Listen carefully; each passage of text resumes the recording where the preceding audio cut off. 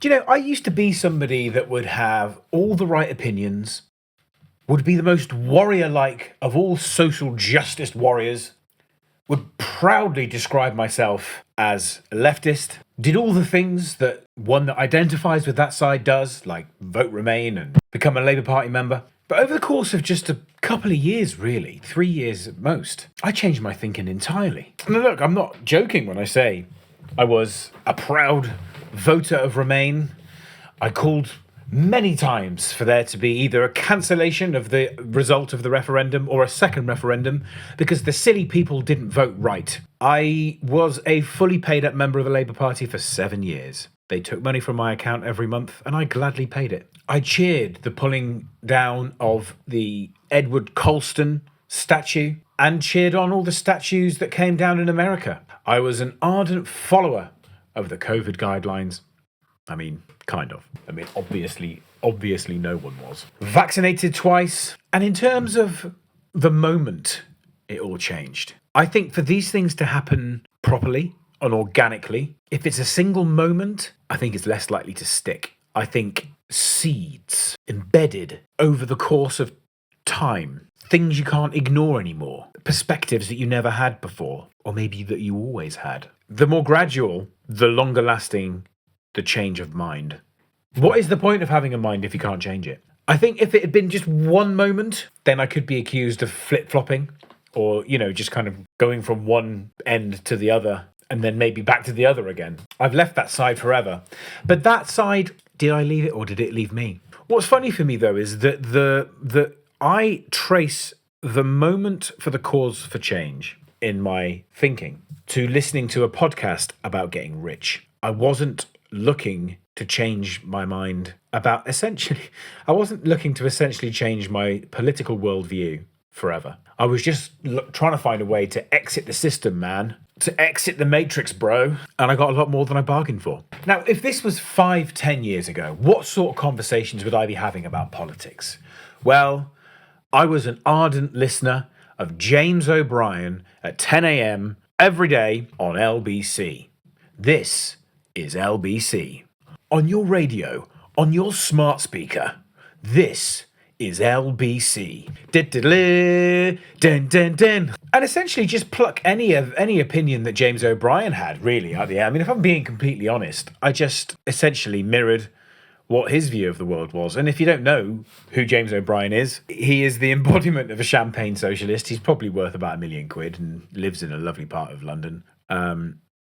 Goes on the radio every day for 3 hours and writes books, which is a nice existence. Don't get me wrong, I'm not knocking it. It sounds quite good, to be honest. It'd be nice if other people could make some money from being a gob on a stick. Not knocking that at all, but his views of the world are essentially the worst thing that has ever happened to humanity ever is Brexit. The list of victims in the world is unending. If you're intellectually insuperior to him, you will be allowed on his show and he will demolish and destroy you because he is very intellectually agile. He has 100% faith in all the institutions. He is the embodiment of white guilt. And I did espouse all these views. The good guys to me then were anybody that was left, basically. The Labour Party. It would have been the Green Party.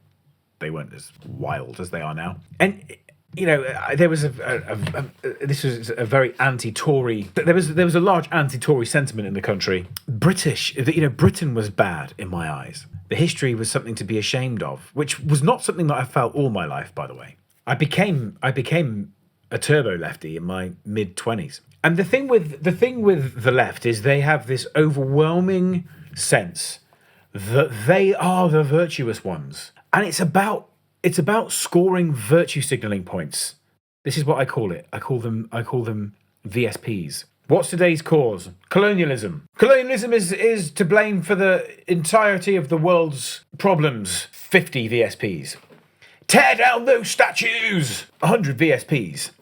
And to be on the left is to simply score as many of these points as you possibly can in the and to show and to demonstrate that you have all the right views and all the right opinions, and then you get validated. The validation, the way people validate you for having all these right opinions, and anybody that dares Okay? Anybody that dares to say, have you considered this perspective? Bigot, xenophobe, whatever a phobe, fill in the blank of what the insult is. There is no argument to be had. If you're on the left, there is no discourse to be had. These are the views, and you shall respect them militantly. Militarily? Militantly. I hope it's a word. I'm going to leave this in, because if it isn't, it's fine if I look like a muppet. And the thing is my idea of success, really, I still wanted the same things that most people want, which is to be financially secure, have a house big enough to host the whole family in at Christmas. But the thing with the left is that you feel you're on this never-ending journey for social change. But you have zero perspective on how much social change there's been in the last century. So, how did it all change? The precursor to this podcast that I'm about to tell you about was that I stopped drinking altogether in May of 2022. It was getting out of control, and I was becoming a fatty, and I was the butt of the fat jokes. So I stopped drinking. Not only did I stop drinking, but I deleted all of the news apps, except for one. I kept Sky News because I thought my thinking was, but I switched off all notifications, deleted all news apps, kept Sky News with no notifications. Because one of the things that's handy with having a mainstream news app is you get to see how are the institutional media outlets reporting whatever the topic may be.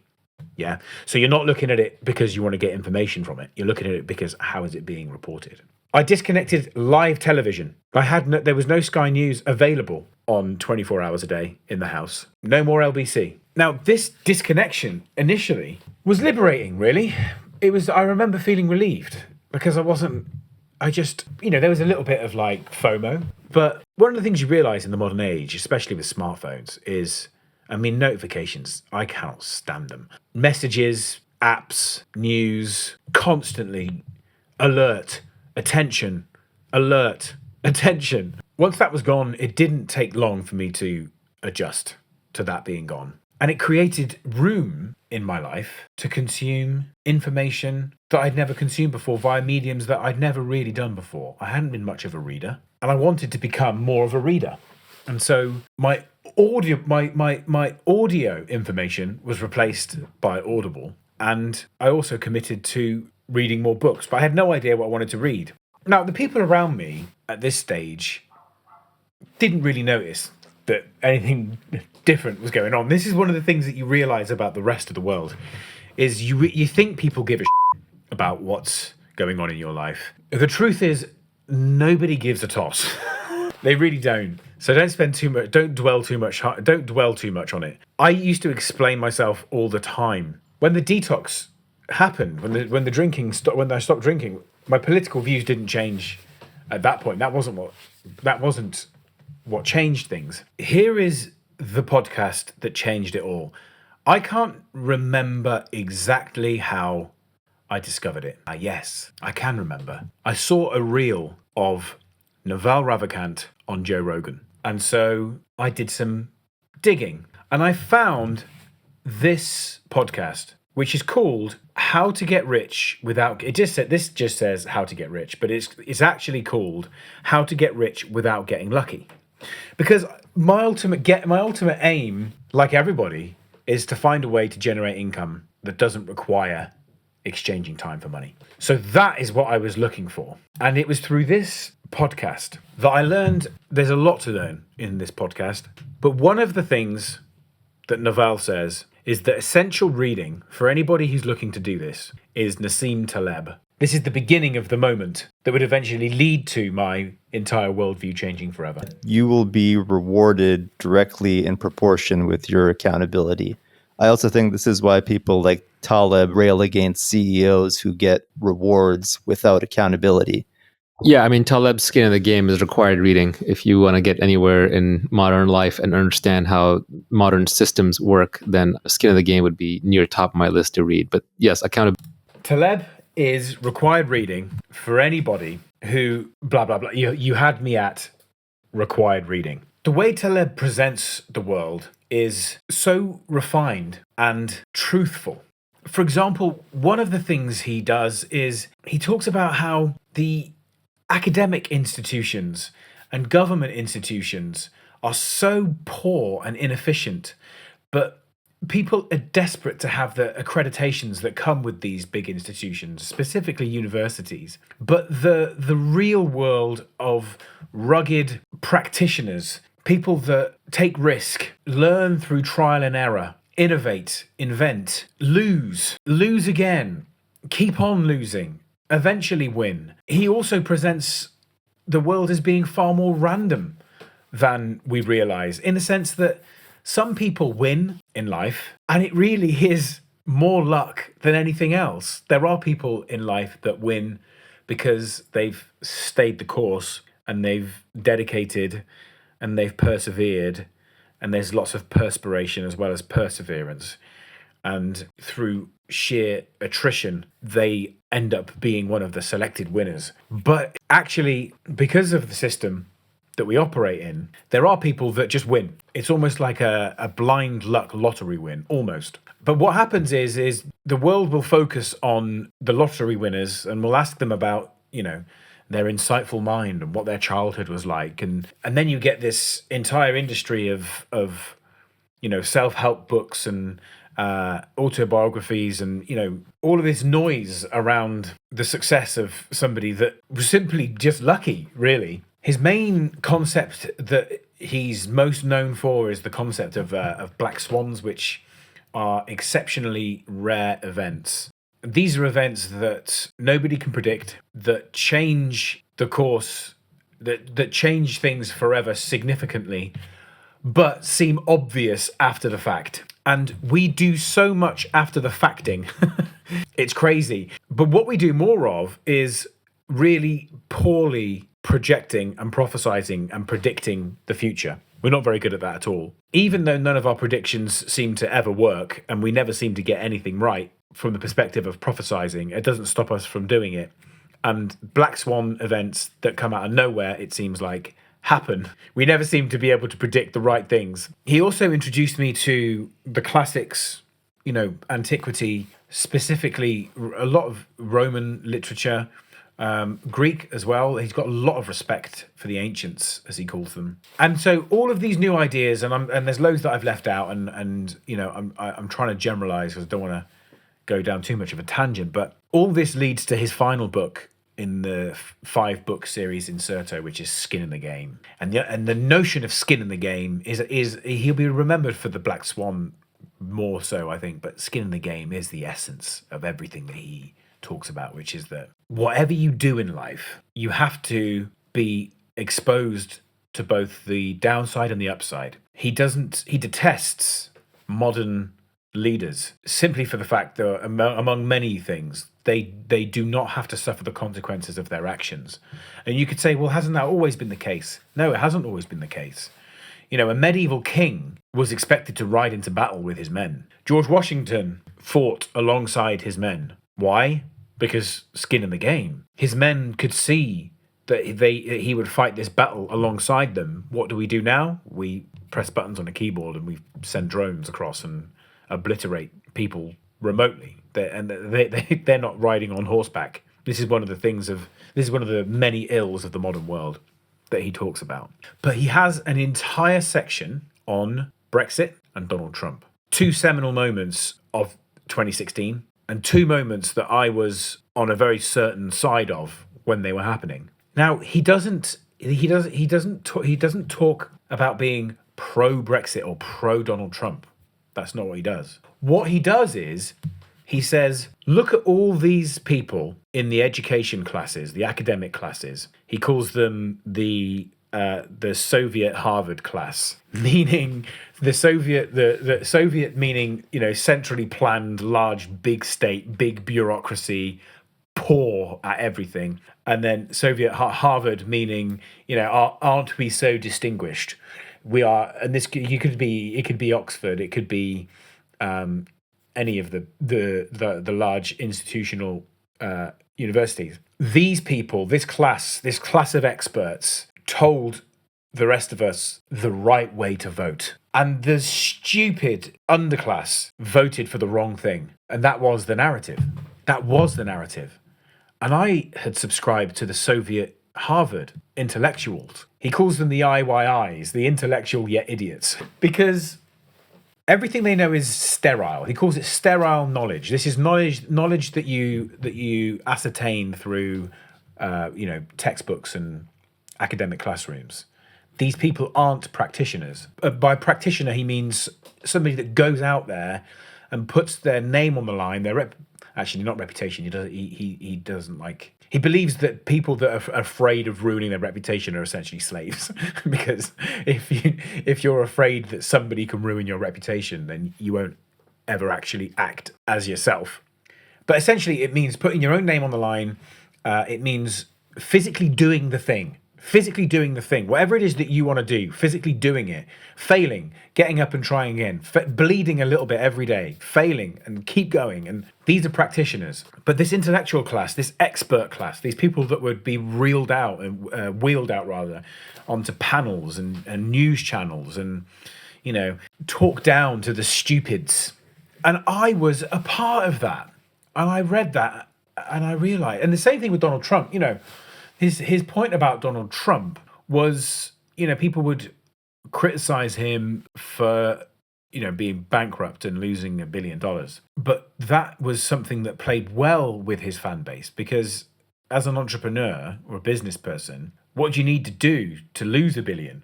You need to have made $1 billion. And it's the same, and it was the same intellectual class that were telling the underlings how they should vote and how stupid they were for voting the way they voted. Another thing is he talks about, he refers to employment as slavery. Because essentially, if you're in a position where you're dependent on a monthly paycheck, like a baby is dependent on mother's milk and would scream in the same way as a baby would if that monthly wage was taken away from you, then you're a dependent slave. And I realized that so much of what I thought I knew about the world, and this is the last of the book, so I'd already bought into everything that he said, so much of what I learned about the world was wrong. But then I discovered authors like Tom Sowell. Now, Tom Sowell is even more interesting. This is what Tom Sowell looks like. Let's look at some Tom Sowell quotes. More whites were brought as slaves to North Africa than blacks brought as slaves to the United States or to the 13 colonies from which it was formed. White slaves were still being bought and sold in the Ottoman Empire decades after blacks were freed in the United States. The greatest abuse of the all-slave trade was ended as a direct result of the political influence of evangelical Christians in Britain, who were connected with missionary work in Africa. On socialism, it's hard to imagine a more stupid or more dangerous way of making decisions than by putting those decisions in the hands of people who pay no price for being wrong. I recommend reading Black Rednecks and White Liberals by Tom Sowell, because some of the stuff he says in it is shocking, and it's a good job. Listen, it's a good job that the guy's black, because if a white author wrote the things that he wrote, even though he's speaking the truth, he'd be accused of all sorts. Because the truth is a dangerous thing. And the result of all this was that I felt kind of born again. I know it sounds ridiculous, but I managed to completely let go of all of my previous thoughts and feelings of the world, and just embraced the fact that I'd discovered through literature organically a completely new perspective. And it took a pivot and change in life to arrive there. But most people are tuned in to what I was tuned into, or at least a significant amount of people are. And so, in terms of how do I feel about politics today? Well, politics is about nothing more than virtue signaling. And virtue signaling means simply displaying that you have the right view or opinion. No substance, a complete denial that this country is in the position it's in from the perspective of development because of the great decisions our ancestors made. But it can all be squandered. Politics today is the politics of wasting time on social justice issues, on questions that we've known the answers to for hundreds of thousands of years, like what a woman is and what a man is. But I feel like lots of people are coming through this, and they're having similar experiences to what I've had. Very few people are going to change overnight. It's just whether enough people can have changed by 2029. when the next election is in this country. It could be before, but it's highly unlikely. I mean, if you're the Labour Party right now, why the hell would you call an election? I wish I could go back in time and tell myself, unplug from all of the online crap and news crap, and don't watch Sky News, and think about where you're getting your information. And I don't mean like news source. I mean, read a book, listen to an audiobook. There's so much wisdom out there in the world. I mean, the great irony of the information age is never before has so much information been accessible. Yet we're the worst informed we've ever been when it comes to actual solid educational principles. And one of the skills that we need to develop and that I'm still working on is, how do you know what to focus on and what not to focus on? And as a general rule, if you can, the longer you can go and you can manage without going online to check headlines and what's going on, it's just basically things that have been selected and shown to you as news, the better. If you can go for pretty much zero information, that is better. And just only consume what you choose to consume. There are very few things in the news worth paying attention to. But if, when you look at the news, you're coming at it from the perspective of the wider perspective of things that you've read and authors that you've become attached to and a worldview that makes sense, then, sometimes I'll read headlines and I'll kind of laugh to myself, because it's obvious that there's an agenda and that it's just about virtue signaling. So, I'd be fascinated to know if anybody's managed to make it to the end of this slightly rambling video and has had a similar experience, where they were on one side and came over to the other. Or maybe you've always been on the other. And I'd be interested to hear from you if you've always been on the not left side. We can call it the right, but is it the right? I'd be interested to know what your upbringing was like, school was like, friends were like. Let me know.